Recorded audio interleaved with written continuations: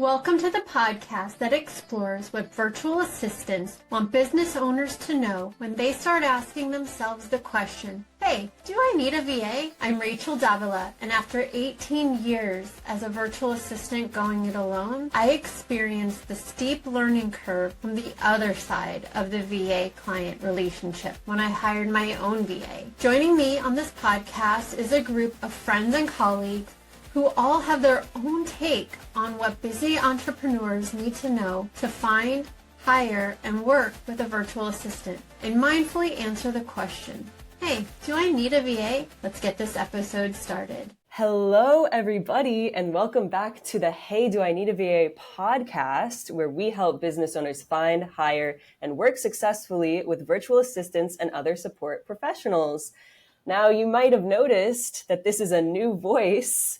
It's because today, me, Quinn Hubbard, is going to be hosting because our special guest today is Rachael Davila.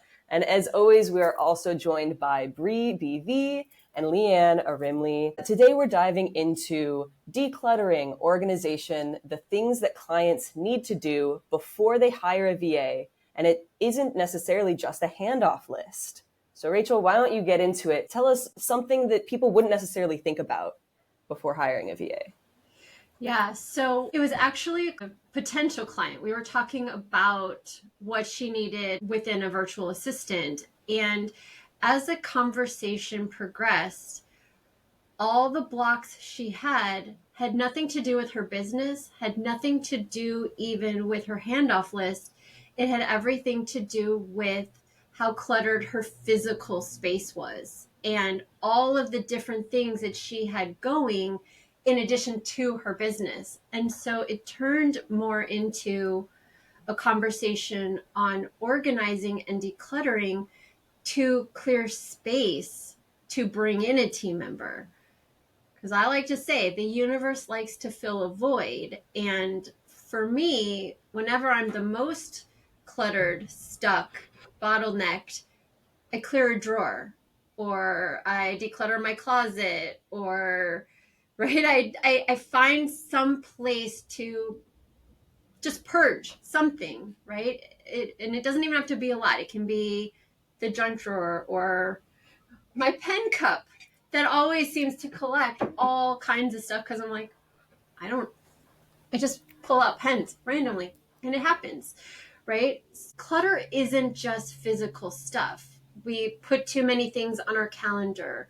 We put too many things on our to-do list. We take on too many obligations or, where it's like, well, I have this goal, but the mindset piece is I can't do the goal if I've got all this other stuff to do. So sometimes we overload on the things that allow us to procrastinate on our goals. And so sometimes before you're ready to hire a VA, you need to declutter those mindset thoughts, the procrastination things, set up your environment to allow you this space to expand and allow room for somebody to come in.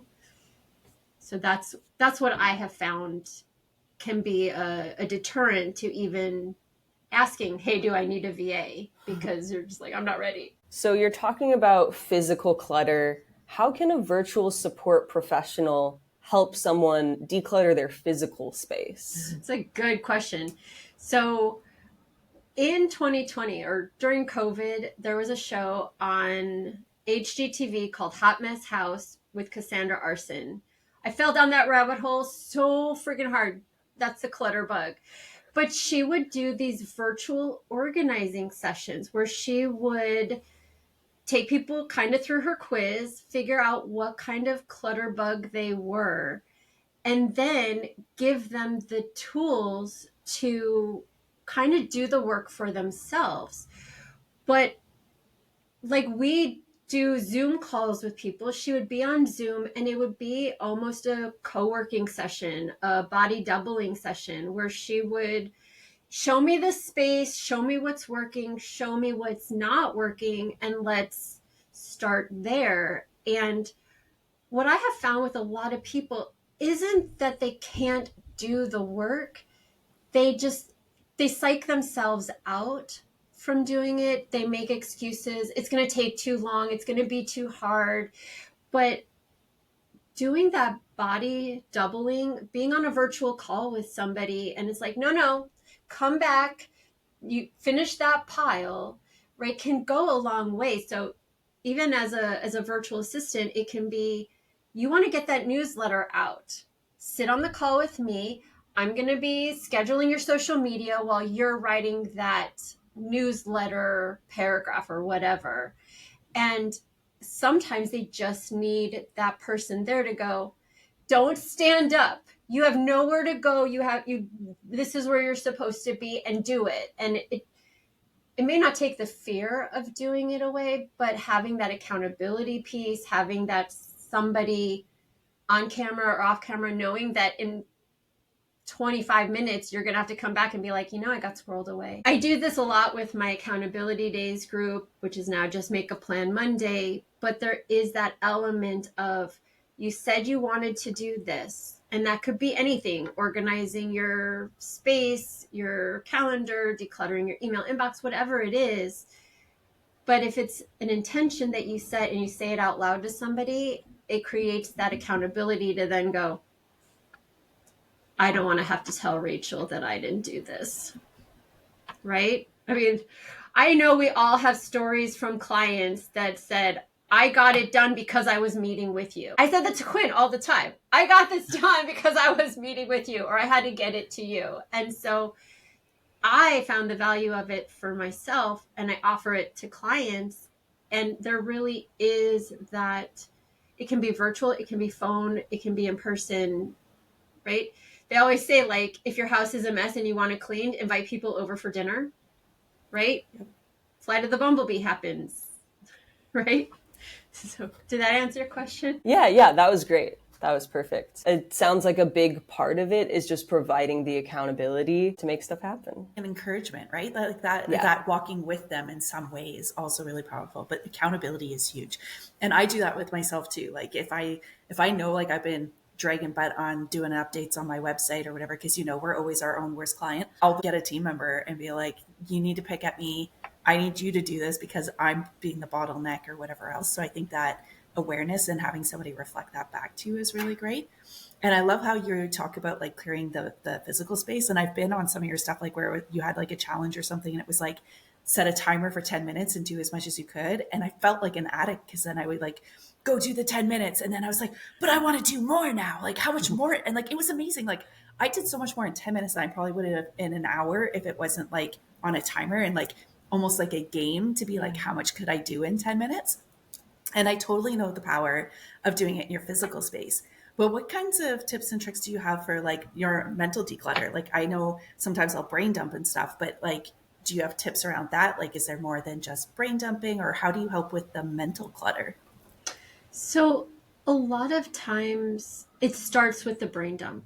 What's even in your head? Like, what is that mental clutter? Yeah, I saw the visual of it being like a mental barn, right? Or a mental office, and it's full.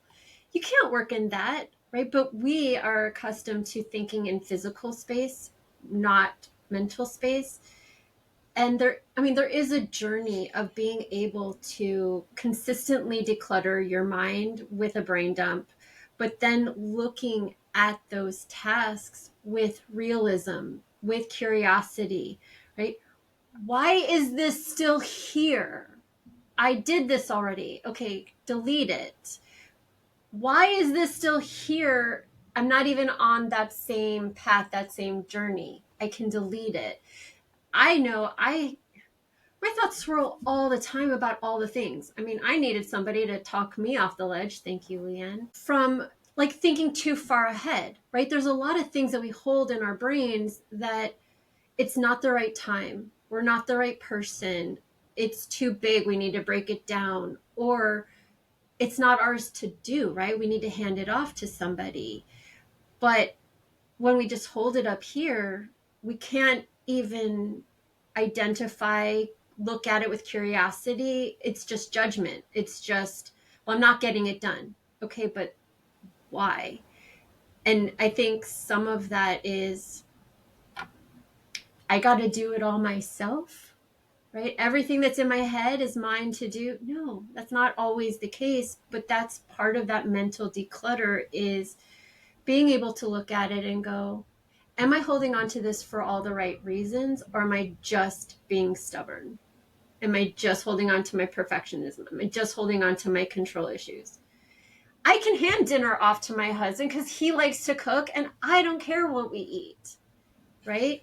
But then there's also the mental load of, okay, I also have to hand off grocery shopping. I also have to hand off meal planning. I have to hand off or release my expectation of how it's done, when it's done, and all of that. And those are like those mental declutter pieces that it's mindset, it's growth, it's healing, it's all of those pieces that, like, you could hold up a shirt and go, yeah, it doesn't spark joy, and you can let it go and then it's gone. But a lot of those like mental pieces that we want to hand off come with a whole slew of hidden expenditures and silent to-dos that you might take it off your list. You might hand it off to someone, but then you still have to do that work to go, I can trust them to do that. I can,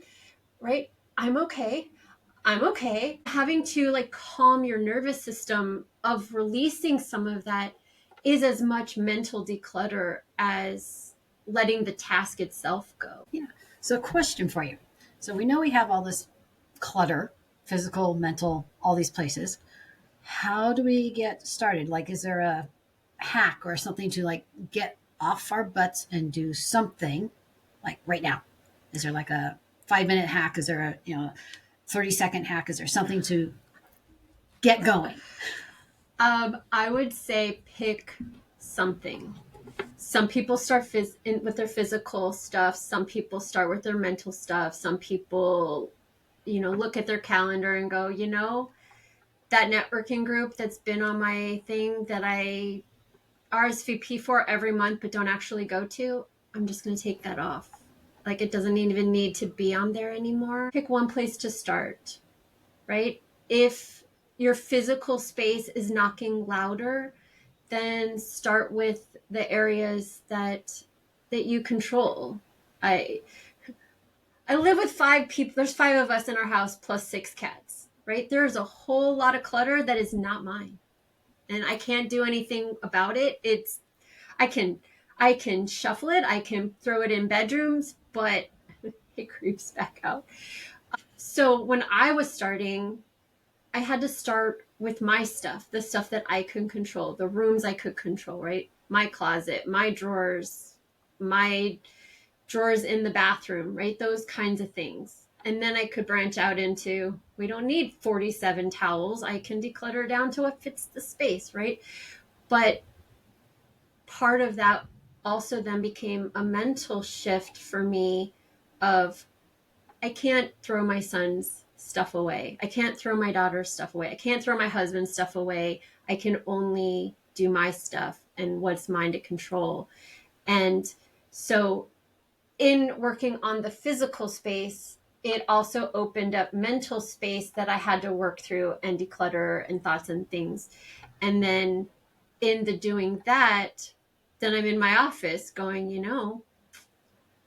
I am decluttering clients' inboxes. I probably don't need 1,000 emails in this email inbox. And so it just, right, it kind of snowballs, and you clear some space, some levels, and the next step rises to the surface, and you're like, oh, I see that. And then you're like, ooh, creative download. I need to create time to do that. So what do I need to do to make space for that? Right? Like, when the book came, I had to clear all kinds of space so that I could write it and edit it and go through that whole process. It was like, well, I'm not going to have time to approve social media, and all my creative energy is going to go into the book. I don't have creative energy for all the other things. So making sure the podcast episodes were structured out so that I didn't have to use brain power for that. handing off my social media to my VA so that I could focus on that.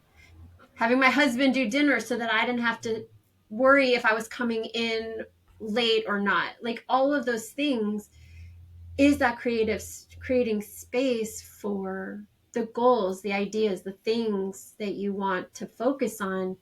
And it can start with, I just cleaned an email inbox, or I cleared a drawer in the kitchen, right? It can start really, really small. And a 5-minute tidy can go a long way. So like you can gamify anything if that's how your brain works, or having an accountability partner who's like, let's get on a call for 1 hour and we'll check in at the beginning and the end. How does your brain work? What do you need? What is the gap to keep you going, right? Like Bree, you said that setting the timer made it, I'm going to get this done and I can keep going, right? Sometimes that's what you need just to get started, right? I will never say only spend 10 minutes doing it, but if 10 minutes is like, nope, that's too long, I can't do it, do 5. You can do anything for 5 minutes, right? And at the end of 5 minutes, if you're in the flow, you're just going to keep going. But if you're like, okay, 5 minutes, she said 5 minutes, that's all I got to do, done, right? Be okay with that. It could be like, I'm going to delete 5 emails instead of 1,000, right? It can be like the smallest, little tiniest, right? I want to start working out. Okay, I'm going to do 2 wall push-ups every time I use the restroom, right? I don't have to go to the gym. I don't have to find an hour to do a whole workout. I just got to do 2 wall push-ups, right? That's super tiny. It's super easy. And it gets you going, right? Because eventually those 2 wall push-ups become 4, become 10, unless you hurt your shoulder, in which case then you have to stop and find another thing to do, but that's a tangent. But it could be the same thing in an episode we have with networking, right? Carrie said, just start with 10 people a week, right? If that's too much, 5 people, 2 people, right? And it's just figuring out like what the goal is and what the smallest thing to get you started can be. I love that. For me, sometimes when I remember and I do things, because I think we all get on things and fall off things, but like if I set myself up for my day and I do like pomodoros, right? And so like I'll do like, and some people laugh at me because I'm like, okay, I'll have my work list in this 25-minute chunk. I want to get these 3 things done. And then on the 5-minute chunk, it's like, I want to do something around my house, like empty my dishwasher, put away my laundry or whatever. And that's even like fun to try and do in the 5 minutes. And then I go back into a work mind.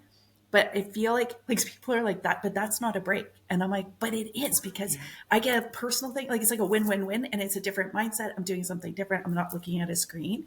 And then at the end of the day, I feel like a rock star, right? And I feel energized because I got to do like those decluttery things in between, which also made space. I think for me, like part of where I struggle is that realism. Like I feel like I sit down at the beginning of the day and I make my list. And if I'm being realistic, it's like if I did that all in a week, it was a good week. And I'm like, I'm going to do this today. Do you have any tips on like how to be realistic on our expectations and our lists that we're making for ourselves or things like that? Good. Also, before you answer that, what's the title of your book and where can we find it? Hey, Do I Need a VA, the book, and it's the paperback's on all the major platforms. The ebook is on Amazon. But to answer your point, Bree, another great book, Quinn's mother wrote the book Chasing Squirrels and, sorry, Barb, and following your quit dreams. Chasing, Quit chasing squirrels and follow your dreams. And start chasing your dreams. Yes. Yeah. She gives a lot of hacks in there that I've utilized and I've shared. So here's the thing, knowing yourself, knowing when is your energy the highest, when is it the lowest? It's time of day. Are you a morning person? Are you a midday pigeon? Are you a night owl? When do you have the most amount of energy? The things that require that energy should go where you have that energy. So that's one piece.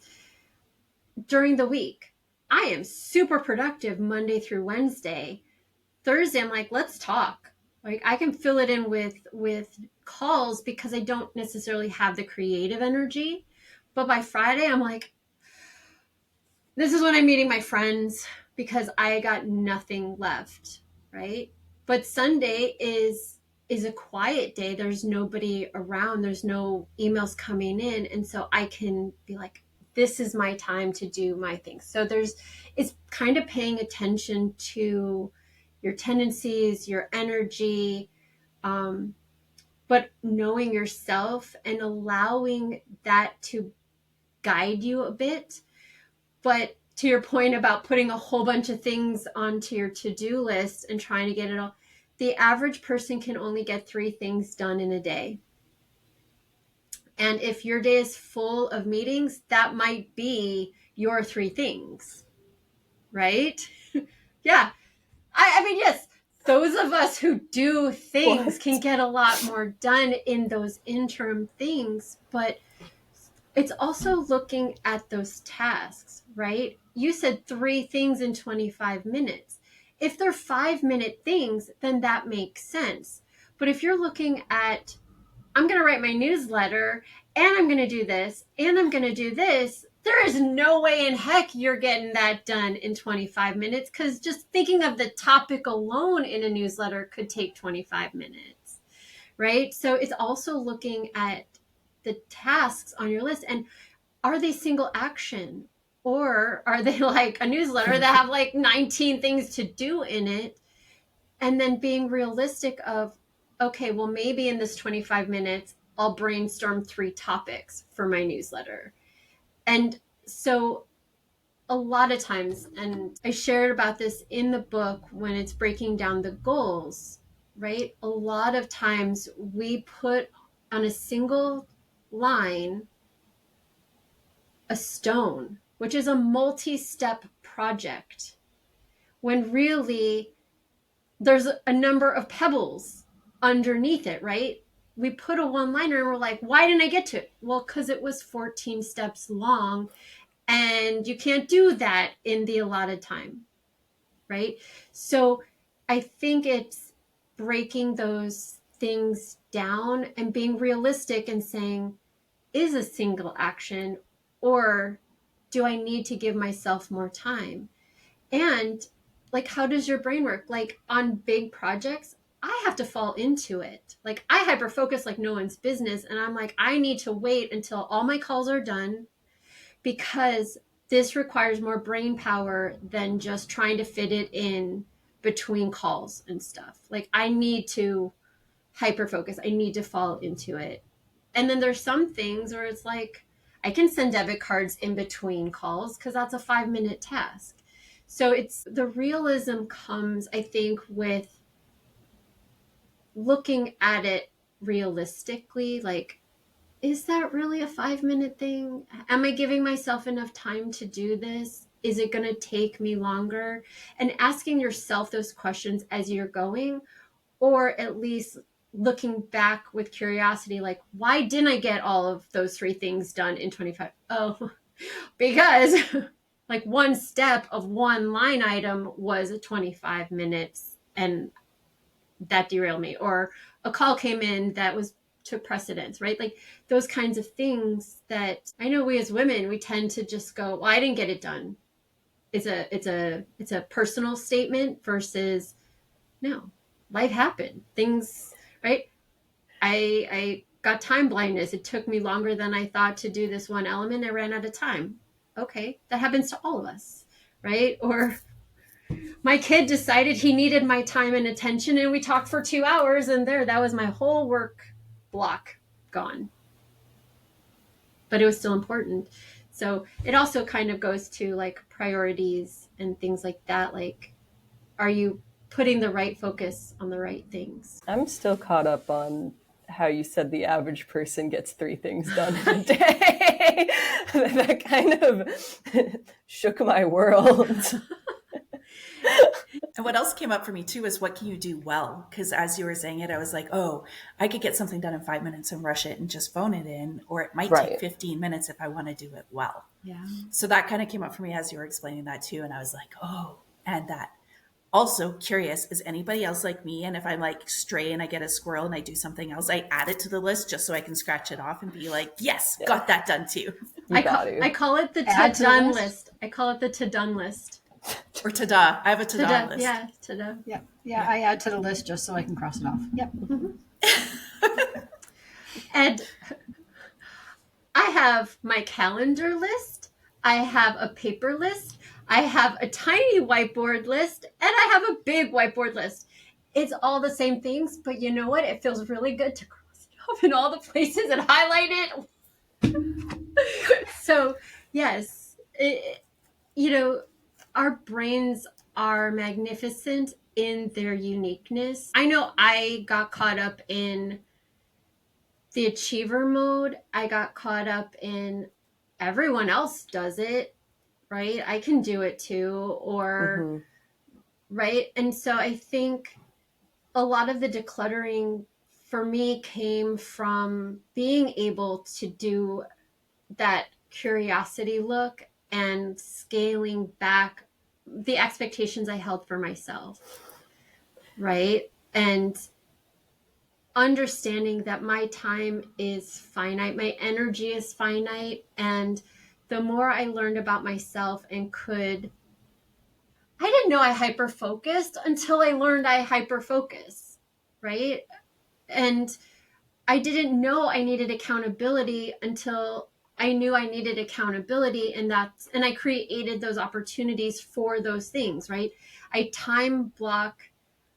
I don't take calls after 3:00 because I know I need at least 2 hours at the end of my day to just fall into a task to get it done.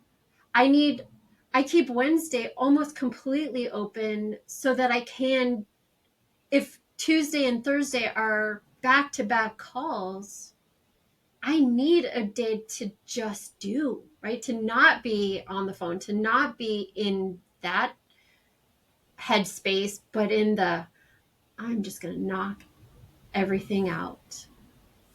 Because I've learned my tendencies. I've learned those things. And it's shifted. It's changed. 20-year-old me could do a whole heck of a lot more than 49-year-old me can, right? But, I also learned seasonally. Winter, I got to get stuff done by 4:00 because as soon as the sun goes down, I'm done. Unless I'm in a project already. I can fall into a project when it's light out and I can emerge when it's dark, and that's okay. But I can't start something in the dark, right? But I can go and empty the dishwasher and I can do manual things because it's a different part of my brain. And I love that you use those 5 minutes for that, because it's like those hidden times, right? You're waiting for the microwave to go off with lunch. It's like, okay, that's 2 minutes. What can I do in 2 minutes? Right? Mm-hmm. It's those hidden pockets of time to get those little things. And a trick is when you're kind of planning out your week, because I know we all do that to a certain degree. I do mine on Mondays. I think, Bree, you do yours on Fridays. But when you're looking at all of that, if you can get it down to those little hidden pockets of time, keep a list of those kinds of tasks where you're like, this is a 2-minute task. This is a 5-minute task. This is something that a call ends early and I've already sent my follow-up. I can run to get lunch, or I can use the bathroom, or I could do this 2-minute thing and clear it off that list, right? You start to pick up on how it works for you and where that time can go.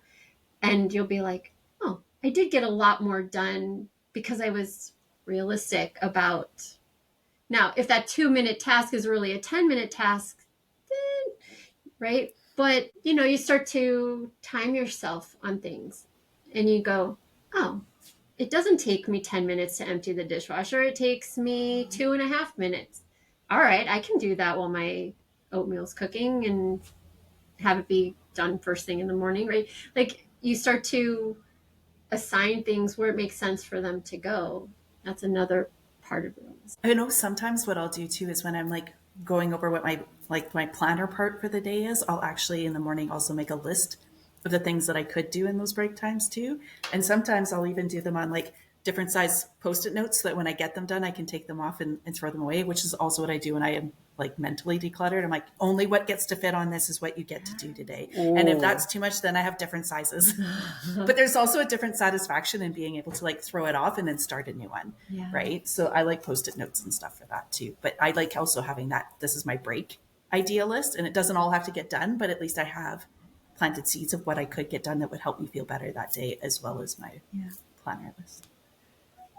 But I think another part of it is at the end of the day, giving yourself grace for what didn't get done, right? Because as evidenced by the to-done list, right? All of the things, right? There's so many hidden things that never got put on there, but that we did, right? We took that call, we answered that text, we did any number of things that were so small and so minute that it adds up in time, but it doesn't ever register like, oh, not only did I have to get out of this mindset and into this mindset, even if it was only for 30 seconds or a minute, but then I had to get back into that mindset. And there's that energy shift too that we don't take into account a lot of times. And I have started with clients to say, I'm seeing that you have a lot of calls back to back to back. Do we need to extend your buffer so that you have time? Because if you know you always go long on a call, it might show on your calendar as 45 minutes, but you didn't get that 15-minute transition time that you buffer because you had a great conversation. And of course it went long and you're like, oh crap, I got another call, and you hop right in. And some of us can make that shift really easily. Sometimes we can't. And sometimes right, that energy expenditure we don't account for. It's like by the time you get to the end of the day, you're like, I don't even have the juice to do that work block because it took so much more out of me than I thought it would, or that I give myself credit for it taking, right? I didn't eat lunch. It's 3:00 in the afternoon. My blood sugar is in the red because I was in calls all day and I didn't honor the time to get lunch or to have a snack or stock my desk with things, right?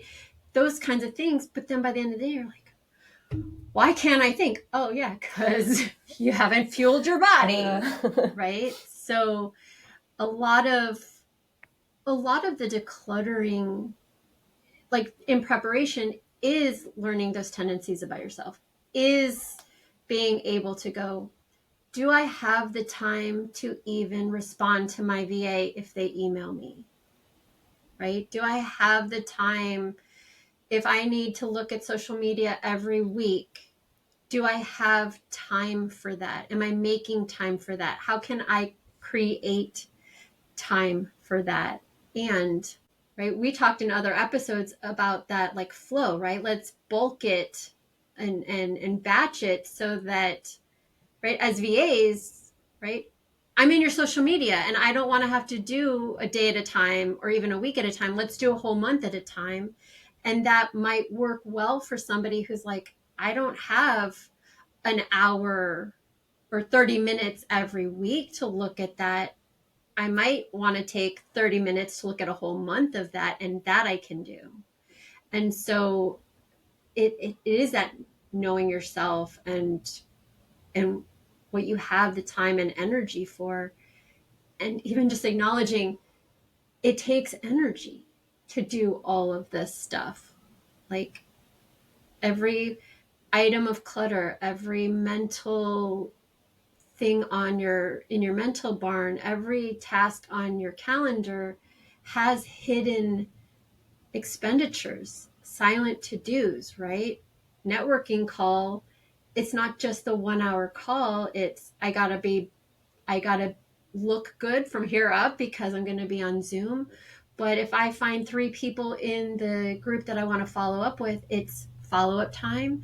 It's then those one-on-ones and that follow-up time. Like everything has these hidden pieces that those are the things to just kind of be aware of, and knowing your tendencies and how they show up can really make those I got to put in an extra buffer, right? I need to block off time after networking so that I don't have to go right into a call.